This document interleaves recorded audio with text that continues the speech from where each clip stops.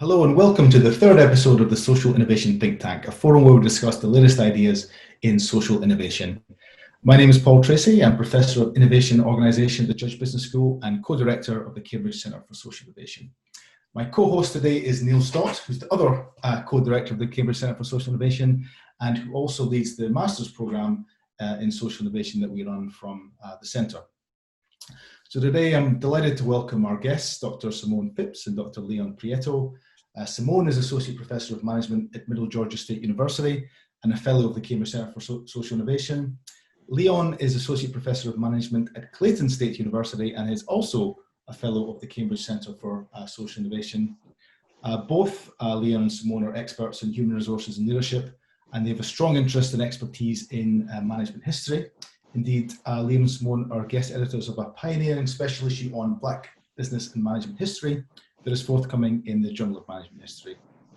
And we've invited Leon and Simone on today to talk about their new book, which is called African American Management History, Insights on Gaining a Cooperative Advantage, which was published by Emerald last year.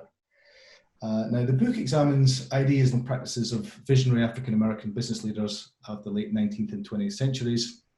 And the argument that they make in the book is that these leaders are typically excluded from mainstream management thinking and mainstream management discourse.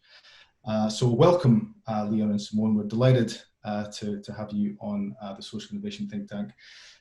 Before we go on to talk in detail about the ideas that you develop in the book, I would like to start off by getting you to talk a little bit about your motivation for the book and why you decided to write it. Well, from my perspective, as it relates to motivation, I was a very bored university student, especially studying management. You know, I'd always read a textbook, go to the classes, and I wouldn't see any diversity at all, especially as it relates to the management canon. You know, so I will learn about some of these pioneering figures like Frederick Taylor and Chester Barnard, but I always didn't see any diversity at all. So there was no mention of any pioneers of African descent, Indian descent, anyone from South America. So I was like, why is all the thought leadership coming from either the United States or Europe? You know, and most of the thought leaders were white men and very few white women as well. So that seed was planted early on. And when I decided to pursue my PhD, I took a class in management history. And to my disappointment, you know, there was not any diversity as well in the literature. So Simon and I decided, you know what, we're gonna dig through the archives and try to find some of these hidden figures who definitely played a role in management thought leadership within their own communities. Yes, it's the same as Leon said. In college, studying management and management history, realized that a lot of, in fact, pretty much all the Black figures were missing from management history. And it's not that they didn't contribute. And so that question is always in your mind, okay, why do I not see anyone that looks like me? Did we not contribute to management history? And of course, you know that can't be right. And so you want to delve more into it, because really and truly, when you leave people out like that, you end up with a gap in education. So your education really is going to be incomplete. So it's important to have a variety of people, a variety of perspectives from their context to make sure that everyone is included and benefits from a more extensive education. Can you give an example of someone you discovered in the archives that you're celebrating in your work? Yes, definitely. So Charles Clinton Spaulding, he is now considered the father of Black management history. You know, so he was the president of the North Carolina Mutual Life Insurance Company, which was for a long period of time the largest Black company in the United States. So he managed that company from around 1900 to 1952. That's around the time he died. So that company was part of Black Wall Street in Durham, North Carolina. And Charles Clinton Spaulding, he was a leading figure, leading business pioneer. He's even recognized by Harvard Business School for his contributions. And he took on a very big role in that community, you know, and he donated to hospitals, libraries. He gave lots of scholarships. He was a community builder. So he uplifted his community of Durham, North Carolina, and also many other African American communities as well. So he was a change maker, social innovator, as well as a business pioneer. So, And yeah, sorry, carry on. And I'll just add to that, I'll add one of the women in the book and the one I'd choose would be Maggie Lena Walker. And she was very instrumental in terms of being what we call today a transformational leader. And she was able to charter and become a president of a bank called the St. Luke Penny Saving Bank. And she also was instrumental in starting a number of other initiatives as well that gave Black people more opportunities for employment and to increase their skills and to do more than just marginalized jobs. Things like starting a department store called the Emporium, and she even started a newspaper as well, the St. Luke Herald, which helped with giving a voice to Black people at that time. And so it wasn't just about education and skills and business, but also helping with social development in terms of other social causes, like making sure they had a voice politically to make change as well. So Maggie Lena Walker, who we hope would be recognized as the mother of management history, Black management history, yes. So in your book, you focus in on the idea of cooperative advantage, and you root it in African traditions. Could you tell us a bit more about what it is and why it's an important idea, please? So the idea behind cooperative advantage is just a paradigm shift from what we all know as competitive advantage, which was popularized by Porter from Harvard Business School. So cooperative advantage is a more people-centered approach to serving employees, customers, and the wider community that focus more on the overall well-being of all stakeholders, who in this case are seen as family. You know, so it embodies a spirit of care and community. It embodies meaningful dialogue, you know, and a focus on consensus building. And it engenders a more compassionate and communitarian form of capitalism versus a more individualistic version that we're used to in modern times. So this concept of cooperative advantage is rooted in the African philosophy of Ubuntu, which roughly translates to mean I am because we are. And it's important for Black managers and entrepreneurs to try to regain that cooperative advantage that they used to have during the golden age of Black business. And I believe we can go back to that if we adopt this spirit of Ubuntu.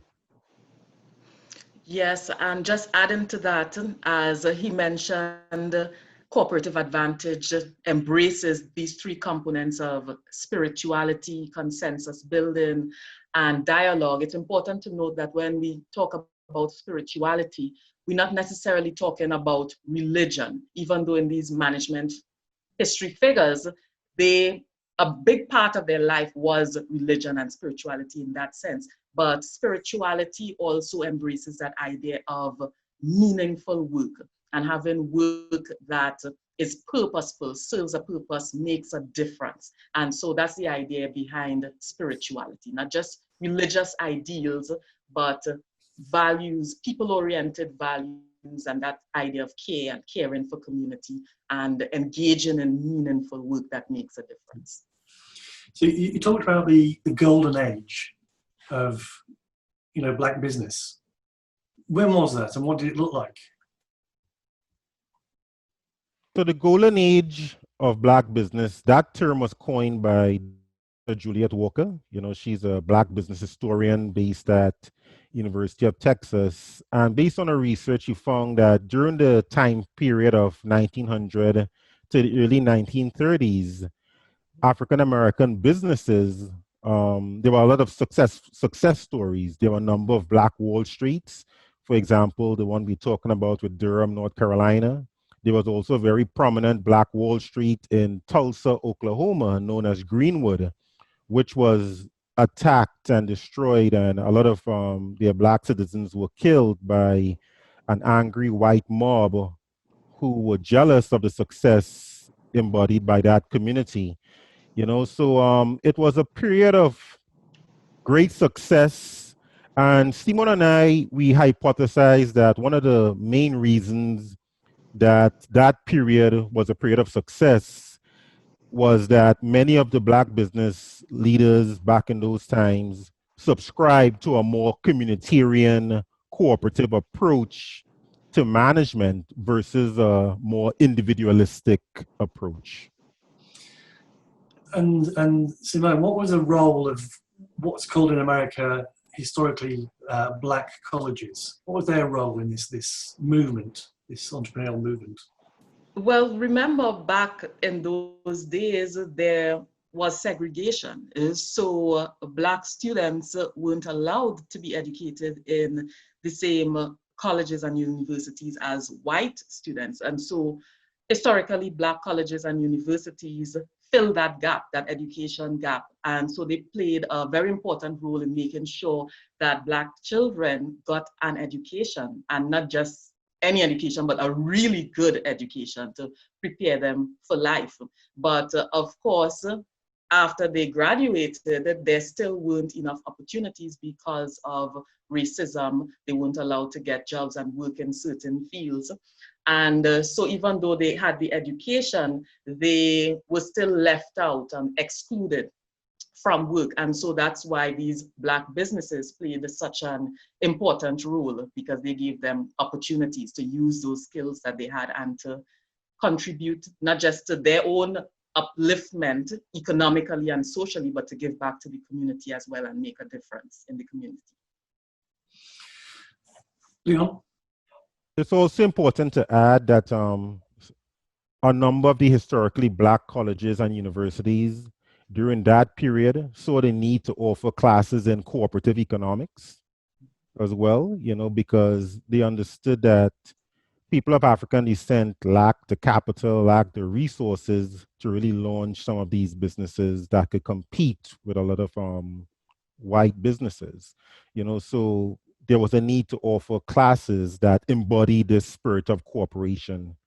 And pioneers and scholars such as W.E.B. Du Bois, he was a very big proponent of historically Black colleges and universities teaching cooperative economics to Black students so they could learn how to form these businesses and tackle some of these systemic problems facing the Black community.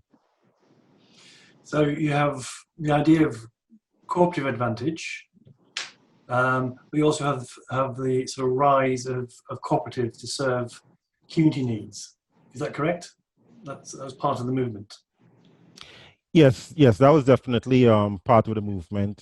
So cooperatives, Black cooperatives was almost a social movement in various periods in the United States. So in the 1930s, and then there was a push for Black cooperatives during the 1970s, around the time of the Civil Rights Movement in the US. And maybe the Black Lives Movement currently might inspire a cooperative movement again. So apparently that's part of the mission of the Black Lives Matter movement as well, a greater focus on cooperatives. I think that's part of their mission also.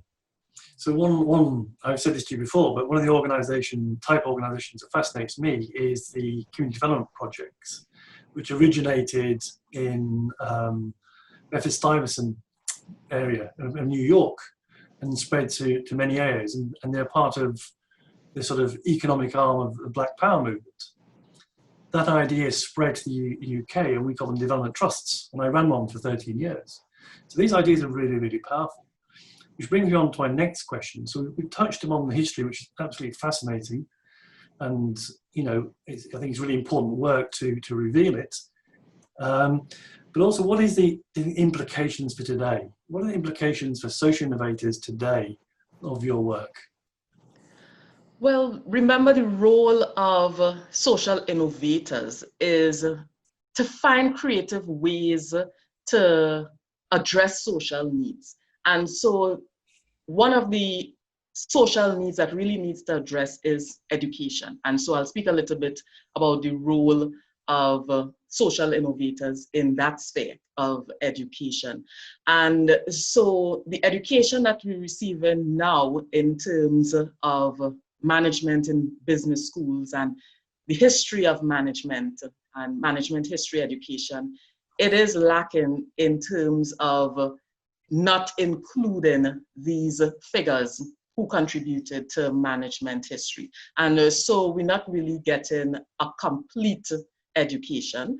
And here I want to bring in that term of critical pedagogy, which is important because it's that idea of being inclusive in instruction and making sure that voices that are not usually heard are brought to the fore as well, to make sure you have a more expansive, extensive learning curriculum and learning opportunities. And so education helps impact that social need by creating this more extensive educational opportunity so people learn more. So in this case, Black students, and not just Black students, but other students as well. And white students also need that education that's now missing so that they can have a more extensive view and perspective to be able to understand the context of other people that do not look like them. So there can be more understanding and there can be more compassion when they graduate from university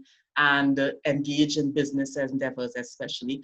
And also the Black students need to learn more about these figures because they can learn from strategies and practices that are more relevant to their context. So they can learn from history and apply it to their context now in contemporary times as well.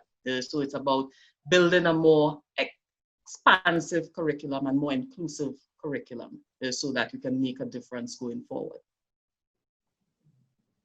And I would also add, social innovators could learn a more cooperative, collaborative approach instead of one man, one woman band approach to solving problems. So with this system of capitalism, we tend to adopt a more individualistic mindset, and we fail to realize the power of community, the power of cooperation when you have a group of like-minded or even divergent-minded people working together to solve problems. You're not going to always agree. So you could achieve consensus, which can be gained via dialogue, try to figure out what are some of these wicked problems facing the communities, and then try to solve those problems by utilizing a more cooperative approach. So as a people, people of African descent, be it in the United States, be it in Britain, be it in the West Indies, can utilize the power of cooperation by forming cooperatives to tackle some of these pressing issues in the communities. For example, I'm originally from Trinidad and Tobago along with Simone, and we have, issues of crime, issues of underemployment, and I believe cooperatives could help fill the gaps and solve some of these issues facing our community in Trinidad. And then also the African American community could also be served well by cooperatives, especially as it relates to environmental justice issues, issues of police violence, issues of housing. So there are a number of approaches that could be utilized, especially with a focus on cooperatives. Paul? If you think about the curriculum that we have in business schools now, that where we all teach around strategy, and leadership, for example. What are the core ideas you think that would change or evolve if we were to take more seriously and integrate more fully these ideas around cooperation and collaboration? Well, one thing that comes to mind in terms of the curriculum, and you mentioned strategy and strategic management. If you think about cooperative advantage, you can think about, for example, supply chain issues. And in a presentation we actually gave for Cambridge Judge Business School, we talked about how when people engage in trade in certain industries, certain suppliers end up being taken advantage of. For example, in the chocolate industry, a lot of the cocoa farmers, they get very low prices for their cocoa and they pretty much live in poverty. And because of that, living in poverty, you have other implications like child labor and slave labor that comes into play because they need cheap labor. And so from a strategic management perspective, if you focus more on cooperative advantage, then you can help resolve some of these problems. So by using direct trade, for example, if you get to, and you as a retailer in the chocolate industry, you decide to form a relationship with some of these cocoa farmers, and you adopt that people-oriented approach, then there'll be more fair prices. You can cut out the middleman because, of course, they have to get their cut. And by seeing how they live and communicating with them, engaging in dialogue, a lot of times the quality of the product goes up as you communicate about better strategies to get things done. And you can also include a profit sharing system, open book management, etc., so that you can adopt that people-minded communitarian approach. So it ends up being a mutually beneficial relationship where you get quality and the suppliers aren't taken advantage of and they get fair wages, etc. So that's just one example. Yeah, I mean, that's a great example. I mean, it certainly seems that now, there's a new generation of young people from all sorts of different backgrounds who one hopes are going to be more receptive to these ideas than perhaps our generation or my generation or Neil's generation was.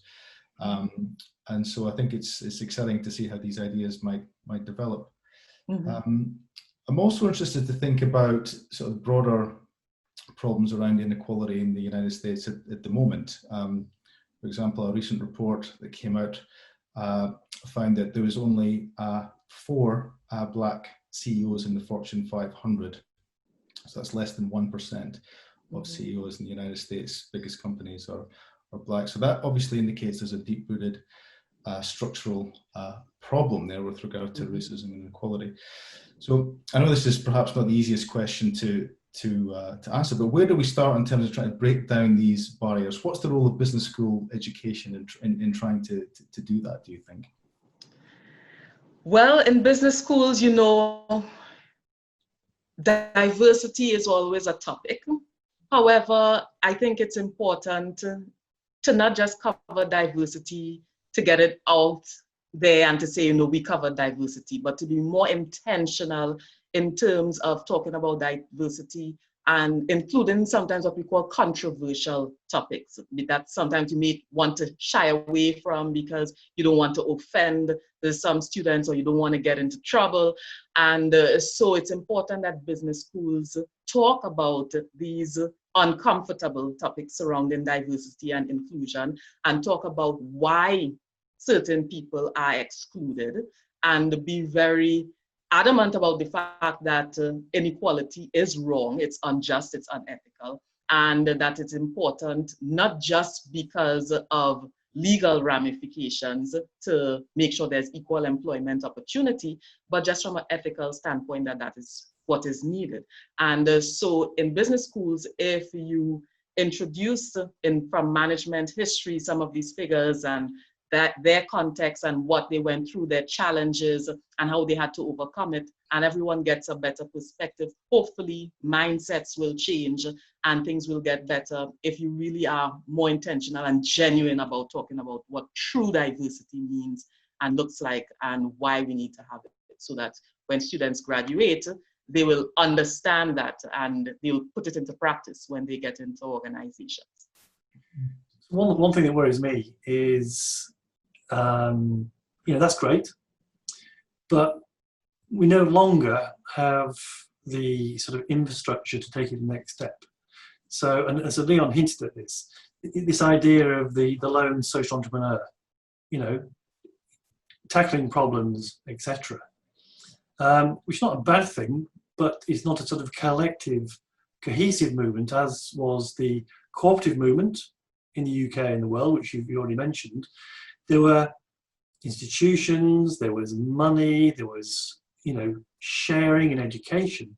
We seem to have lost a lot of that in the last decades. So how do we reinvigorate the practice of cooperative social innovation? Well, I believe it starts at the university level, in particular the minority serving institutions in the United States. And one of them are the HBCUs, the historically black colleges and universities. So they can colonize their curriculum and offer classes that teaches cooperative economics, that instructs African American students on how to form cooperatives, obtain resources, because there are some grants available, and then also you could share resources as well as cooperative entrepreneurs, and then tackle some of these problems. But a lot of business schools, there are absolutely zero business schools in the United States that teach anything related to cooperative economics. So I believe that a push towards decolonizing the curriculum to focus on some of these African traditions of cooperation and how you can operationalize them as cooperatives to help the Black community is a much needed push today, because the sole social entrepreneur with a vision and a bright hope for the future is going to face a lot of challenges as a Black man or a Black woman in the United States. So we can do it together and actually tackle these problems as a collective. From reading your work, one of the key parts of the story I thought was how, in the turn of the century to the 1930s, that by necessity, the Black communities worked together, traded between each other, and built businesses to serve each other, be it insurance or be it food or farming, and built infrastructure, which was quite amazing, and at a scale that's, I think, is long forgotten, which your work has started to highlight, which I think is really important. That is coupled with this sort of rise in thinking and researching history as part of management studies and organizational theory. So my next question is, where do we go from here in terms of research? Where should we focus our efforts? What's interesting? What would you say to a PhD student who's knocking on your door saying, Leon and Simone, what's interesting? What should I be getting my teeth into? Well, it would be interesting in this context of the book, since we're talking about Cooperative Advantage, and also taking social innovation into, including that in your thought. What if the role of a social innovator is to make a difference, to find a creative way to meet social needs? There are a lot of social needs in Black communities and other communities. Then what future inquiry can I engage in to help meet those needs, in terms of, okay, what are the ways, specific ways that you can achieve a cooperative advantage, specific ways to form cooperatives, to encourage cooperatives, specific ways to encourage direct trade and engage in that. Also ways to uplift the community, because a big part of cooperative advantage is that idea of mutual benefit. So you serve the community, and the community in turn is going to serve you and going to support you. So you have to find ways to address the social needs. So what exactly are the social needs that need to be addressed, and how are you going to address those social needs? So those kinds of streams of research are going to be important. Okay. So, and where does history come into this? So where can we go with that train of thought? Well, as it relates in history, there are a number of historical narratives that can be uncovered, and there are some related to social capital and social network theory as well. For example, there were a number of ideas that were exchanged between various communities, between the Black community in the United States and even in Canada, Nova Scotia.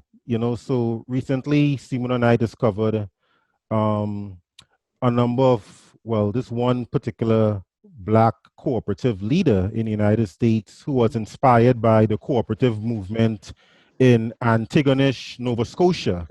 And he borrowed ideas from Nova Scotia, took it back to Louisiana, and utilized some of the principles of the Antigonish cooperative movement of Nova Scotia, and it worked perfectly well within his context in the United States, Louisiana in particular. So there was a free flow of ideas between various cooperative movements in North America, and they all learned from each other, and they adopted some of the so-called best practices to their benefit, so we can look at it from that social capital perspective as well. And so there was a lot of knowledge transfer taking place. So you touched on the role of universities, and we know that Cambridge is a long way to go on these issues. But so what are your universities doing on these issues at the moment? How are you tackling them in? These specifically issues about diversity, cooperation, and encouraging your students to get engaged in a different sort of way? Okay, well, at my university, we do have different social organizations, I should say student organizations, and the student organizations do engage in a number of initiatives and activities. Another example, we have panel discussions. We were actually supposed to have one on diversity and equality before COVID hit, and that ended up being put on hold a little bit. But we have panel discussions about diversity and ethics, and our president is actually very intentional about sending out different emails, keeping us abreast of social issues that surround diversity and ethics and equality, including Black Lives Matter. He sent out a really powerful email to the university community about those issues and about making sure that we consider the importance of inclusiveness, and that we make sure that we fight for equality and do what's right.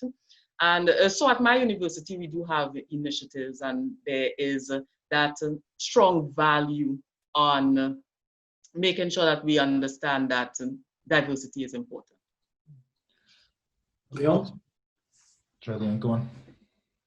Well, we can always do more, so recently I observed City University of London made a big announcement with Cass Business School changing its name, so I noticed they are trying to tackle some of these issues of racial injustices taken in the past, so my university, we still have some ways to go.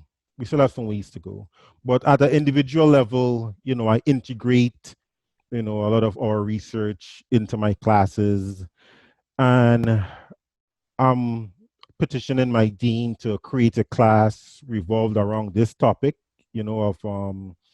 of cooperative advantage, social innovation, and bringing in these African traditions of cooperation into a class. So I might, I will create a class around these topics, because I believe our students need to see another perspective, another alternative to the capitalism they all know, the one they grew up with. So I believe it's time to show university students a different approach to capitalism that is more compassionate and that could actually help them tackle some of the issues facing their communities. So my university still have a lot of work to do, and I think the same applies to many other institutions as well. I know, I mean, I visited your university, and you know, many of your students are at the sharp end of these issues, are they not? They come from parts of Atlanta. The job prospects may be mixed. They face daily challenges. So, and there's not a question here. It's just it's just a thought that the lessons one can learn from the work that you're doing with your students is very important for the rest of us, because it's cutting edge stuff, I'd have thought.